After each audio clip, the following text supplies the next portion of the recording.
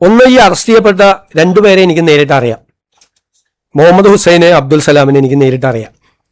അതിൽ മുഹമ്മദ് ഹുസൈൻ അവിടുത്തെ ഒരു യൂത്ത് കോൺഗ്രസ് പ്രവർത്തകനായിരുന്നു. ഞാൻ ആദ്യമായിട്ട് അദ്ദേഹത്തിനെ ഫോണിൽ വിളിക്കുന്നത് നവകേരള സദസ്സുമായിട്ട് അദ്ദേഹത്തിന് പെരുമ്പാവൂരിൽ കുറുപ്പമ്പടി MGM സ്കൂളിൻ്റെ മുമ്പിൽ വെച്ച് ക്രൂരമായ ലാത്തിച്ചാർജിൽ പരിക്കേറ്റ് അദ്ദേഹം കിടക്കുന്ന സമയത്താണ്. ഞാനന്ന് പരിക്കേറ്റ ആ നവകേരള സദസ്സ് നടക്കുമ്പോൾ എല്ലാ സ്ഥലത്തും ലാത്തിച്ചാർജും ആണ്. അപ്പോൾ ഇദ്ദേഹത്തെ ഫോണിൽ വിളിച്ചു. അങ്ങനെയാണ് ആദ്യമായിട്ട് ഫോണിൽ വിളിക്കുന്നത്. ഫോണിൽ വിളിച്ച് ആശ്വസിപ്പിച്ചു. എല്ലാവരും ആശ്വസിപ്പിക്കുമല്ലോ. ഫോണിൽ വിളിച്ച് തല്ലുകൊണ്ട ആളുകളൊക്കെ ഇയാൾക്ക് നല്ല പരിക്കേറ്റിരുന്നു. ആശ്വസിപ്പിച്ചു. അപ്പം ഞാൻ ആശ്വസിപ്പിച്ച കൂട്ടത്തിൽ എപ്പോഴെങ്കിലും ഞാനൊന്ന് വീട്ടിൽ വരാം എന്ന് പറഞ്ഞു. സാധാരണ പറയാറുണ്ട്, പറ്റാവുന്ന സ്ഥലത്ത് പോകാറുണ്ട്. അത് കഴിഞ്ഞിട്ട് കുറേ നാളുകൾക്ക് ശേഷം ഇയാൾക്ക് തിരുമലെല്ലാം കഴിഞ്ഞ് ചികിത്സ കഴിഞ്ഞ് വീട്ടിലിരിക്കുകയാണെന്ന് പറഞ്ഞു.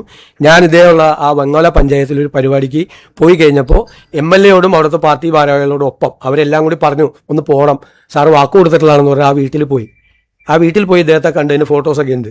അതിനുശേഷം ഇയാൾ എന്നെ 3-4 പ്രാവശ്യം പല സ്ഥലത്ത് വെച്ച് കാണാൻ വന്നിട്ടുണ്ട്. അപ്പോഴെല്ലാം നമ്മളൊരു പോലീസ് മർദ്ദനത്തിൽ പരിക്കേറ്റ ഒരാളെന്നുള്ള നിലയിലുള്ള ഒരു താല്പര്യം കാണിച്ചിട്ടുണ്ട് അയാളോട്. അങ്ങനെയല്ലേ, അടികൊണ്ട് വന്ന പിള്ളേർ വരുമ്പോൾ നമ്മളൊന്ന് ചേർത്ത് നിർത്തും, തീർച്ചയായിട്ടും അത് നിർത്തിയിട്ടുണ്ട്. അപ്പോൾ ഒന്നും അവിടുത്തെ പാർട്ടിക്കാർക്കോ പബ്ലിക്കിനോ ഇതൊന്നും അറിയില്ലല്ലോ ഇദ്ദേഹത്തിന് ഇങ്ങനത്തെ ഒരു സംഭവം ഉണ്ടെന്ന്. ഇപ്പോൾ അറസ്റ്റ് ചെയ്യപ്പെട്ടപ്പോഴാണ് നമ്മൾ അറിയുന്നത്. അല്ലാതെ ആർക്കും അതറിയില്ല. അത് എൻ്റെ സോഷ്യൽ മീഡിയ ടീമിലൊന്നുമില്ല. എനിക്ക് പ്രതിപക്ഷ നേതാവായിരിക്കുമ്പോഴും സോഷ്യൽ മീഡിയ ടീമില്ല, ഇപ്പോഴും സോഷ്യൽ മീഡിയ ടീമില്ല. ഞാനൊരു കോർഡിനേറ്ററെ ഒന്നും ഒരു സ്ഥലത്തും വെച്ചിട്ടില്ല. അതൊക്കെ ഓരോരുത്തർ ഓരോ ഇതിൻ്റെ അംഗമായിട്ട് ചേരുന്നതിന് ഇപ്പം നമുക്ക് എന്ത് ചെയ്യാൻ പറ്റും?